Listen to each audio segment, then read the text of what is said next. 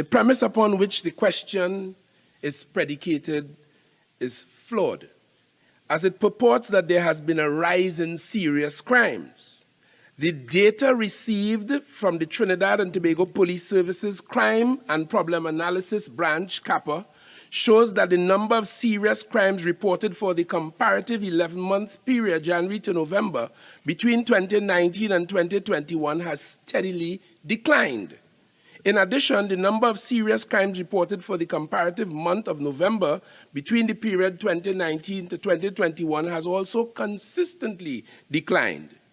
Nevertheless, the Ministry of National Security notes that crime continues to be a major issue facing the people of Trinidad and Tobago. Accordingly, the Trinidad and Tobago Police Service continues to strategize and review its anti-crime policies with the aim of implementing contemporary and proactive strategies to assist in the deterrence and suppression of criminal activities, all in an effort to reduce the number of serious reported crimes, including homicides. Some of these strategies include targeted efforts at retrieval of illegal firearms and ammunition and vigorously prosecuting those offenders in that regard, focusing on the seizure of illegal drugs as well as conducting financial investigations into the proceeds of crime. White-collar crime is a major contributor to serious crimes, and they are being pursued.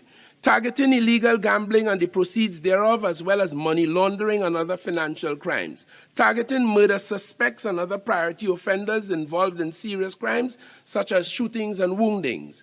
Use of intelligence-led policing geared towards targeting gang members. Use of roving roadblocks and targeted patrols in hotspot areas. Engagement of interagency intelligence and data sharing, as well as intelligence-driven exercises in order to aggressively execute arrest warrants and apprehend alleged offenders. Continuing the training of officers in evidence-based law enforcement and prevention strategies in order to uphold the best practices for homicide detection and deterrence. And finally, Madam Speaker, in this regard, use of technology to engage the public, such as the TTPS app, which is now available in other languages, so foreign language speakers can provide information on crimes and criminal activities to assist law enforcement with these general pursuits. Thank you very much, Madam President. Senator Mark.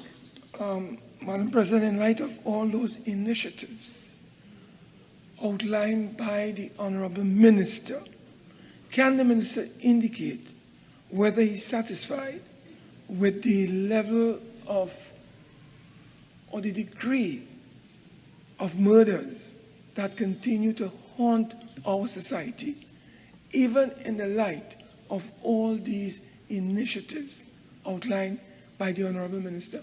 Senator Mark, I won't allow that question.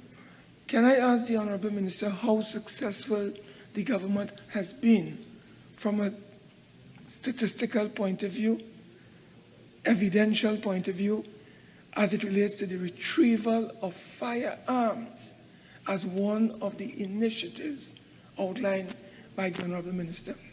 Minister. Madam President, it is the police service, the only institution under the law and to some extent guided by constitutional arrangements that has the responsibility for intelligence-led targeted operations to seize illegal firearms. They, along with other intelligence agencies, are so engaged. Year to date, I'm advised up to yesterday, the police would have retrieved about 96 illegal firearms year to date, as I said. And I'm sure since that statistic was made known to me yesterday, I am not surprised if overnight they would have captured a few more. What I can tell you as well, Madam President, is that the police commissioner outlined his strategies, and we are all satisfied. I agree with him that the retrieval of illegal firearms is critical to this fight. And that process, that progress, will continue apace. It will involve all arms of national security, every one. I was privileged to have listened to a report in this regard, and the nation could look forward to a very active and live firearm retrieval program in respect of dealing with crime in generality in Trinidad and Tobago. Senator Mark. Madam President, can I ask the Honourable Minister whether his government intends to take measures and steps to ramp up activities, particularly at our ports of entry, where from the data, emergent data, a lot of our firearms seem to be coming in outside of the maritime borders. Is the government prepared to initiate new measures to get to the bottom of those loopholes that appear to exist in the system at this time, that allow firearms to come in to this country in a more liberal way than it ought to be? Minister.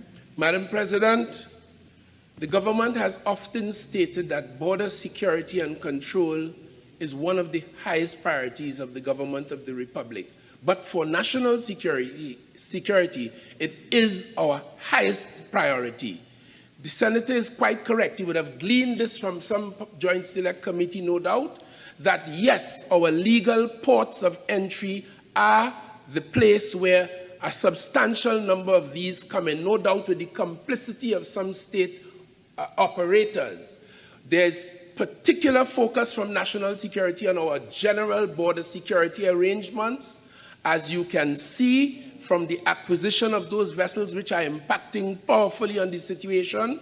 There is specific focus on certain on the legal ports of entry and certain other illegal ports.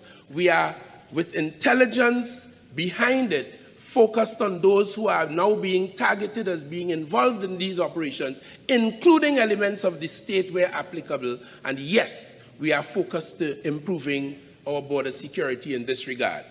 Senator Mark. Madam President, the Honourable Minister said earlier on in his contribution that when we compare 2019, 2020, 2020 to 2021, there has been a considerable reduction in serious crimes. Would the Minister care to share with this Honourable Parliament those statistics so that the public and the Parliament would be made aware of? Certainly, Madam President. Let me demonstrate. In 2019, there were 12,306 reported serious crimes between January and November.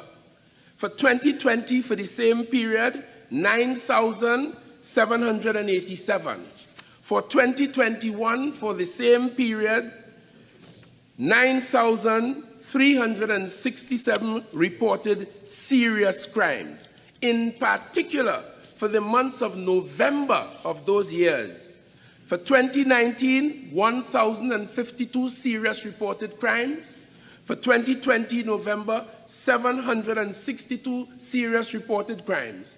And for November of 2021, 564 serious reported crimes, demonstrating pellucidly clearly that the statistics support the thesis I expressed a while ago, that it has been declining, and the question was based on a false, erroneous, and quite typical premise.